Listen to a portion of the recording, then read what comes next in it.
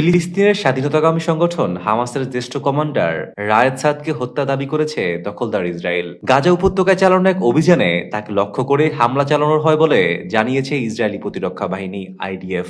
IDF দাবি করে Raed সাদ ছিলেন 2023 সালে 7 অক্টোবরে ইসরায়েলের দক্ষিণাঞ্চলে হামাসের চালানো হামলার অন্যতম প্রধান পরিকল্পনাকারী। শনিবারের ওই অভিযানে হামাসের 4 সদস্য নিহত এবং অন্তত 25 জন আহত হয়েছে বলে জানিয়েছে গাজার স্বাস্থ্য কর্তৃপক্ষ।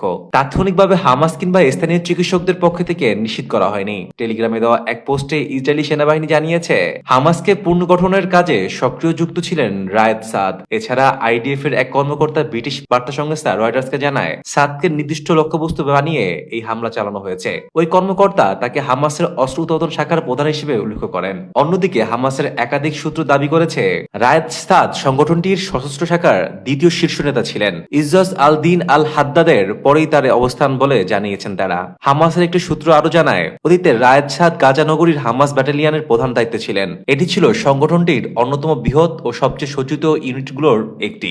এই ঘটনায় গাজা চলমান সংঘাতে আরো তীব্র আকার নিতে পারে বলে আশঙ্কা করছেন পর্যবেক্ষকরা।